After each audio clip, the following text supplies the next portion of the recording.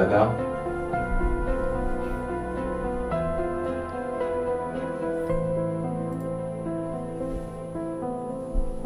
עשרים? 15?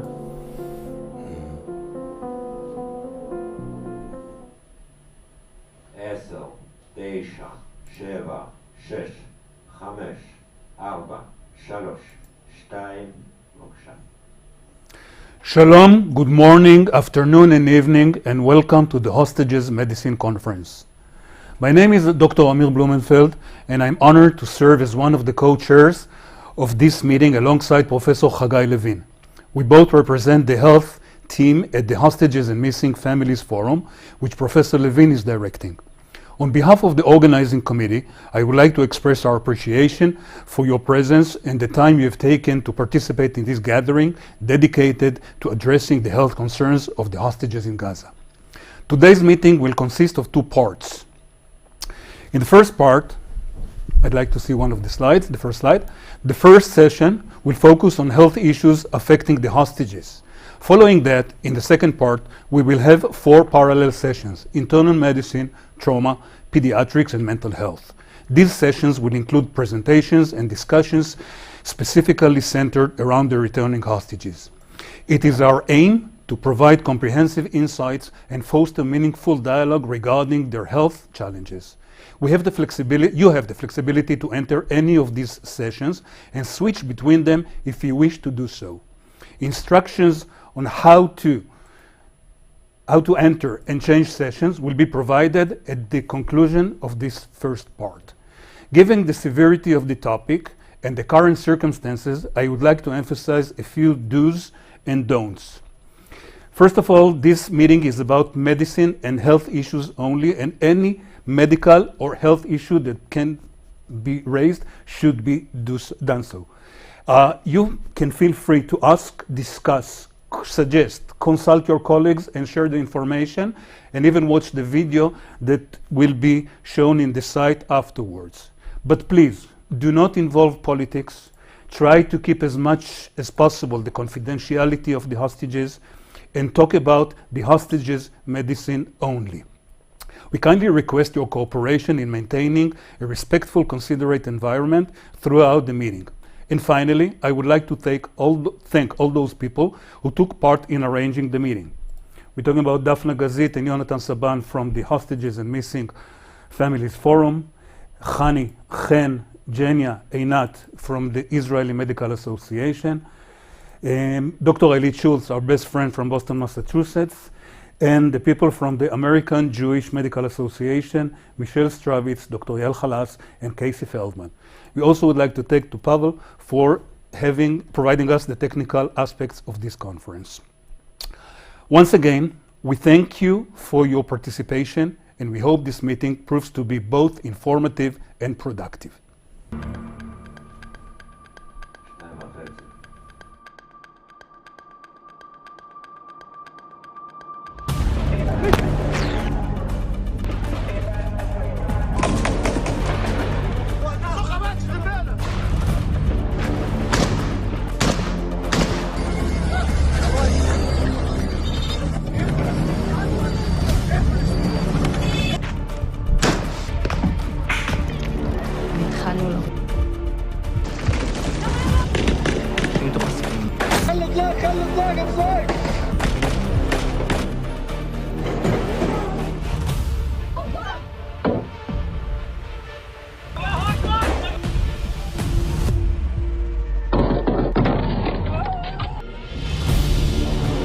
لا سادية سوي معاه لا مع شيل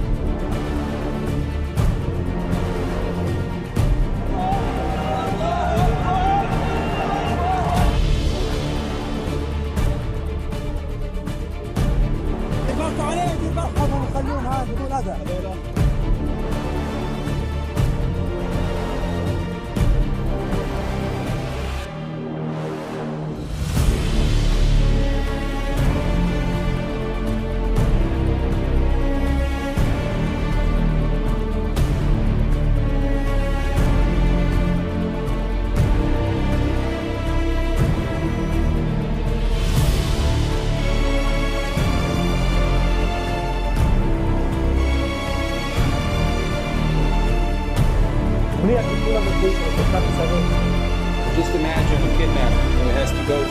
he forced me to commit a sexual act on him.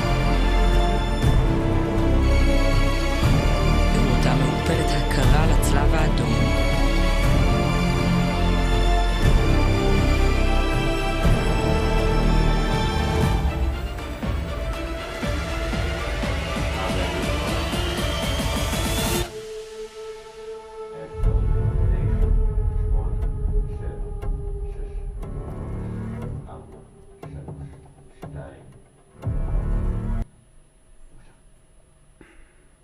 I would like to start in telling you about October 7 in Israel.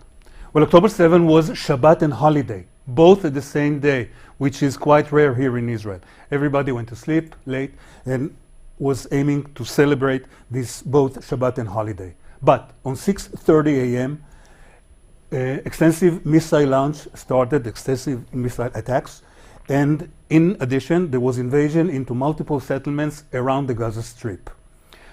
We need to remember that at that day, there was a party named Nova, which contained about 4,400 people celebrating and dancing all through the night. By the end of the day, we had multiple deaths, casualties, and missing. And a chaos was there. It took us a few days to clear the chaos, but at the end of this period, we understood that 160 males and 92 females were abducted from Israel to Gaza Strip. 37 of those were kids from the ages of 10 months to 18 years. 30 of them were elderly from 65 to 86 years old age. In the months that went by, several hostages were brought back, most of them due to the deal that was done on November. At the end of these processes, 88 Israeli citizens came back, along with 24 foreigners who used to work in those kibbutzim, most of them Thai. The hostages were taken, most of the hostages were taken to tunnels, or arrived at tunnels soon after they were taken to private apartments. What's a tunnel? A tunnel is a dark, enclosed space with limited access to natural light and fresh air. There is restricted movement and minimal sensory stimulation. The hygiene is poor, and the food and water are lacking. We can all estimate that the human body suffers from those insults, and the physical health is affected by vitamin D deficiency, which affects bone health and immune function, and the circadian rhythm disruption. We are all aware to the psychological effect of this captivity. We can guess what happens when the physical fitness is reduced, as well as there is sensory deprivation. But this is not the whole picture. If you review the literature and try to understand what really happens to those people kept in tunnels for a long time, you can find disturbances in all systems and all organs. There is studies that have examined changes in sleep quality, duration, and architecture, as well as alteration in circadian hormone, and concluded that the long-term isolation and confinement can lead to persistent sleep disturbances, including reduced sleep quality, changes in sleep duration, and disruption of the normal sleep-wake cycle. The immune system function is affected. And when researchers studied immune cell population, cytokine levels, and immune function during periods of isolation, they found out that these are affected, leading to changes in immunohematological parameters and inflammatory reactions in individuals. The cardiovascular system is affected as well. Studies have explored the impact of confinement on cardiovascular parameters and the potential risk associated with reduced physical activity and altered stress levels. These include reduction in cardiac output, decreased heart mass, muscle mass, and changes in blood pressure regulation. Blood volume and vascular function may also be affected. Respiratory system is affected, and there is exacerbation of previous diseases and new diseases as well. The bone and muscle health is quite affected. The lack of movement affects the bones, the minerals, the muscles, and the joints, and causing stiffness and the rest of these phenomena. The digestive system. Sometimes people would suffer from constipation or diarrhea. And there may be even a nutritional deficiency impacting the gut health. The neurological system is affected, and there is impaired brain function, mood, and cognitive abilities. There is hormonal imbalances affecting the stress hormones, the reproductive hormones, the metabolic hormones, and the melatonin. As well, and lastly, the sensory system is affected as well. The vision, hearing, proprioception, smell and taste are all being affected. But this is not the whole picture, because we have to add in these hostages trauma, sexual assaults, chronic diseases, psychological abuse. We need to remember that there is no medical surveillance nor regular supply of drugs. From the mental and emotional effects, we can pretty much understand that the sensory deprivation, social isolation, and disrupted cognitive function may result in PTSD, depression, anxiety, and mood disturbances. The severity of these phenomena depends on the duration of confinement, individual resilience, and pre-existing health conditions. When we talk about duration, we can pretty much find out that within a few days, meaning like a short-term stay in those tunnels, there are minor disturbances. But as we go on, and we're currently at the long-term, months to years era, there are physiological, psychological, and cardiovascular and metabolic changes that we need to take into consideration. This all comes from the literature. Is it true? The Hamas published photos and videos of hostages as part of their psychological warfare. We can see those photos, and you can see in the blue frames the before pictures. You can definitely say that something happened to these people. What about the future? What does the future hold for these people? There are very few articles in the literature that followed up on these prisoners of war mainly. And what they found out, there is premature mortality, increased health-related conditions, poor self-rated health, PTSD, depression, and all these symptoms are amplified with age. But we need to be a little bit optimistic. And as you can see in this picture, we can see one of the hostages. She's 84 years old. Her daughter gave the permission to screen this video today.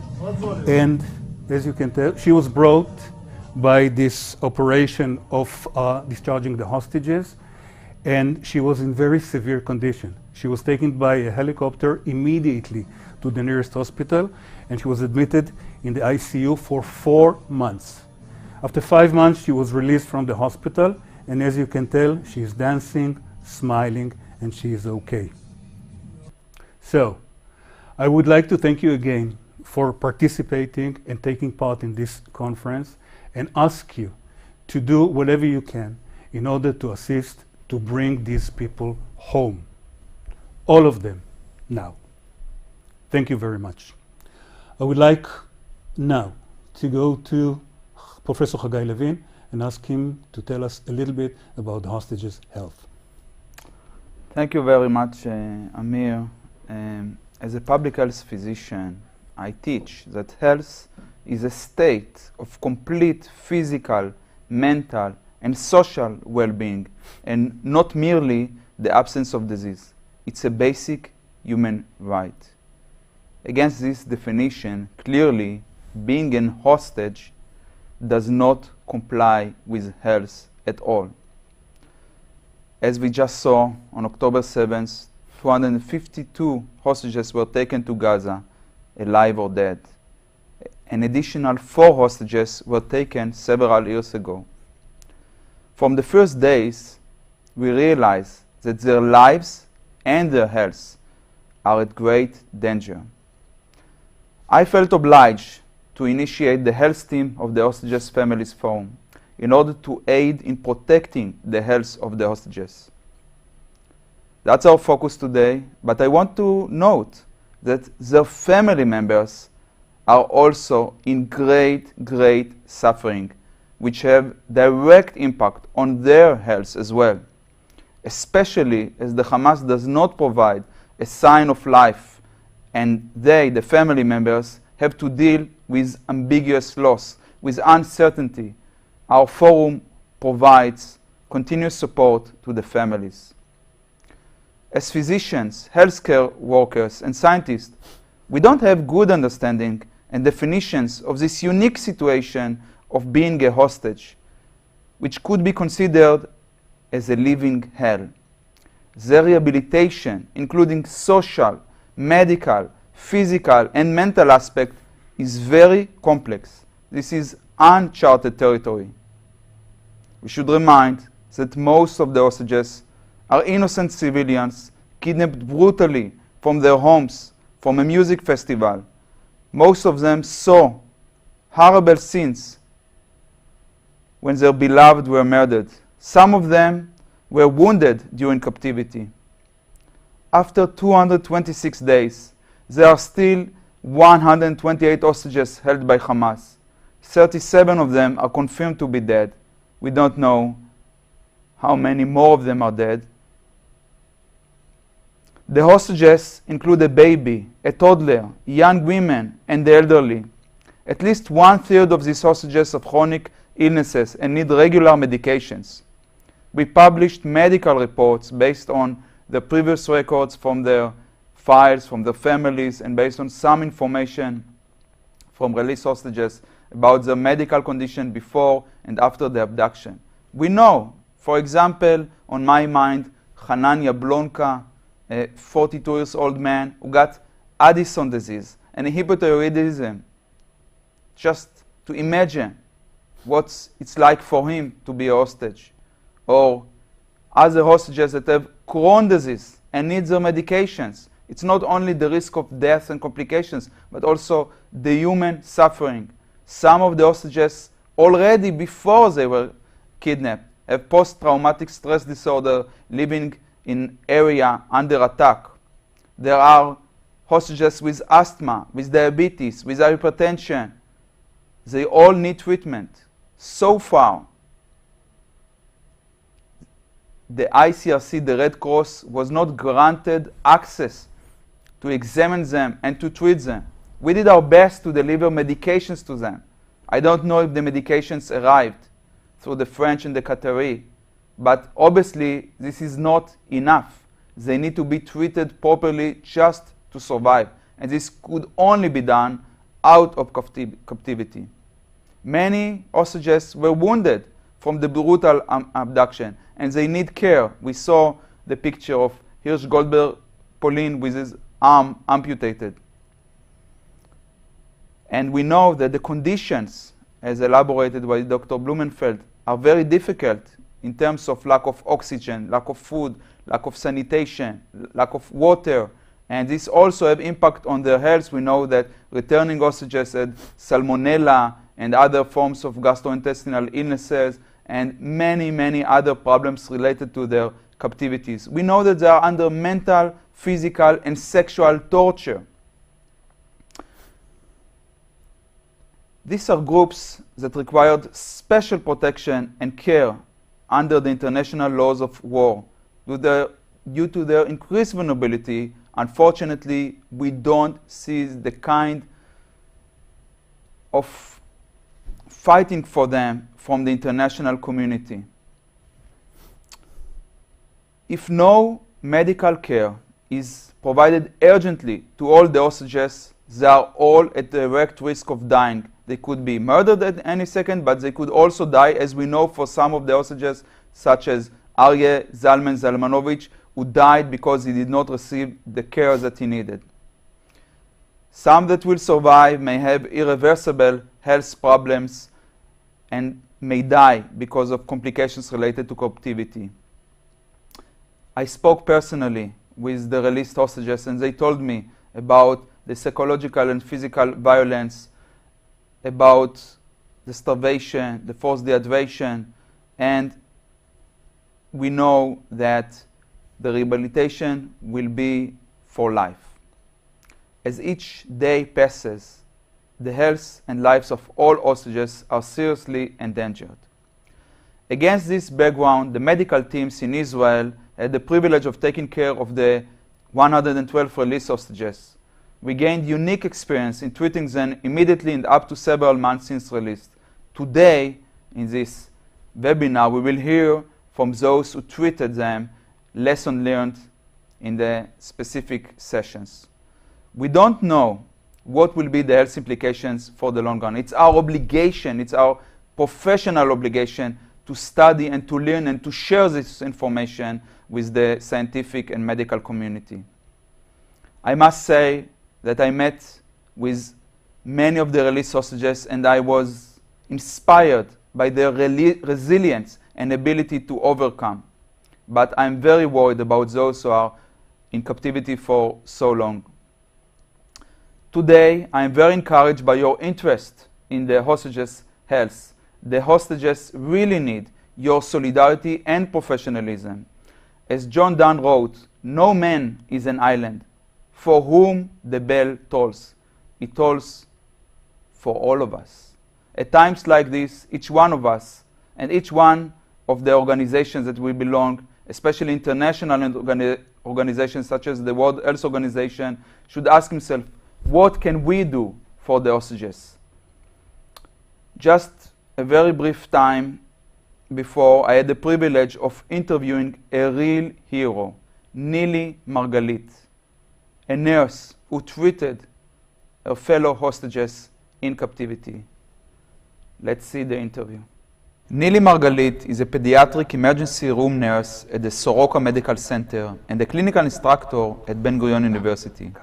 During the October 7th massacre, her father was murdered, and she was kidnapped from Nir Oz. In captivity, she treated her fellow hostages heroically. Nili, thanks for being with us today, discussing the health of the hostages. You were in captivity for 55 days. What were the health risks you identified? I was in captivity for 55 days, and I was held in an underground tunnel. Most of the group that I was with are elderly people, above 73 years old. So we have a couple of major risks. One of them is the condition itself of this underground tunnel, which is our lack of oxygen and high humidity, which is it's really hard to breathe in this condition. Another risk of those elderly people was a risk for falling, because a lot of them, all of them actually, was without their glasses, and so they did not see very well. So falling on, I know that or the risk in fall in this age is a major risk. There was a risk of we sat almost all the day without with a very small room for movement. So there was the risk of pressure wounds, and also to treat the chronic illnesses. How did you treat the chronic illnesses? Can you elaborate on that, please? Yeah, I did a list of the medication that they are each and every one of them taking during the morning and during the evening. And from the list, I thought of the most major risk condition, like kidney disease and heart disease and high blood pressure. There's also diabetic, but because of the lack of food, at that point it wasn't a very major problem. I asked for those medication. I get some of the medication, not all of the things that I asked, but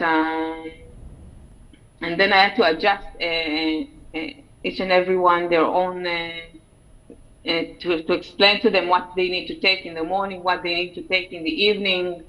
I try to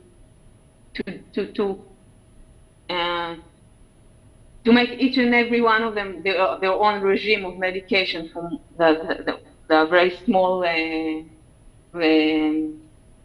medication that I had. Some of the hostages were injured. You had very limited resources, if at all. What did you do? Yeah. I didn't have. We had. I didn't. We washed the wounds, and we tried to dress them with a little bit of iodine. But then some of the injuries, the wounds got infected. So I decided to give antibiotics so it won't be worse. So the situation won't be worse. I remember that it helped a little bit, but it wasn't enough. The wound just did not heal for many days, for more than I think more than over 2 weeks. And then I saw that they had honey. And I remember that I used during my work to dress wounds after surgeries with honey, because it's improved the wound heal. And so I just used honey, eating honey that you eat on the wounds, and pray that it will help.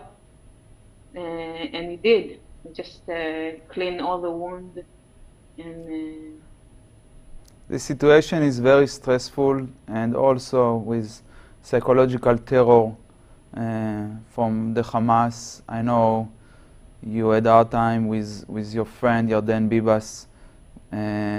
How did you deal with the mental health consequences of captivity? I think that that was the hardest part, the mental health.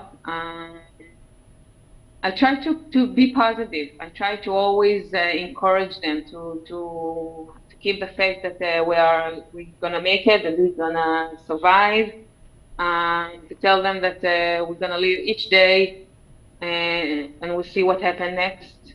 An hour by hour, a day by day. This is what we have to live right now. And encourage a lot of the talks and if someone was in really down, feel really down or really in a bad situation, I try to do some encouragement talk. Yeah. You had to make some difficult decisions, personally and professionally. How did you deal with the ethical dilemmas? I think that for me, the major ethical dilemma that I had is the fact that I'm not the one that should make those decisions. I don't have the authority to make those decisions, to give either antibiotics or to decide what kind of medication to take, or to give Clonix for to help them sleep. Or being the one that has to decide all those questions without the tools that one has to make those decisions, without enough tools. I had some tools, but not enough. Was for me a really dilemma. But I always explain to them what I do. I always ask their permission. I always told them what are the consequences of what will happen if we are not gonna do that, or if we're gonna do that. And also for me personally, it was, I always question whether I'm doing the right thing, whether my decision is the right decision. Is it gonna make their health better? Is it gonna make their health worse? So that was, it's always a dilemma. Every day was a dilemma. Nearly as a released hostage and a health professional, what is your advice to health professionals who will treat released hostages in the future? I think I was released after 55 days, and so I believe that the one that will release after more than 227 days, their mental health and their physical health will be much more difficult than as I was released. And I think what I can say to two things I can say. One is when I came to the hospital, I was really isolated. They evacuated the whole floor for us, and I think it was the right decision at the time to isolate us and to tell us what happened after October 7 in a very small steps, like small pieces of information, and not just exposing us to everything, to the news, to the phones, to the television. And the second advice that I can give is to be prepared to all kind of scenarios, so all kind of physical conditions, to all kind of medical conditions, to all kind of mental conditions, and to just adjust the treatment by each patient individually, like to treat each patient individually, like by itself, and what he needs and whatever on the problems that comes into the surface. Of course, the immediate problems, the risk problems, the health risk first, but Nearly, you are a real inspiration to health professionals all over the world. Is there anything else you would like to add to our listeners from all over the world to hear from you? I think that I just wanted to strengthen how much it's important that they all come back now, that every day in captivity is a risk for of being killed, of being killed, so they all have to come back home now. Thank you so much, Nili. Thank you. We'll split now to the parallel sessions. Please ask your questions at the chat below, and by the end of the session we will have time for discussion and for answering your questions. So now it's very simple. You just below the broadcast you can see the 4 sessions: internal medicine, trauma meaning orthopedic or surgery, meaning physical trauma, pediatrics or mental health. Choose whatever session you want to attend and just join now the session. Thank you so much. אנחנו, חני אומרת שאתה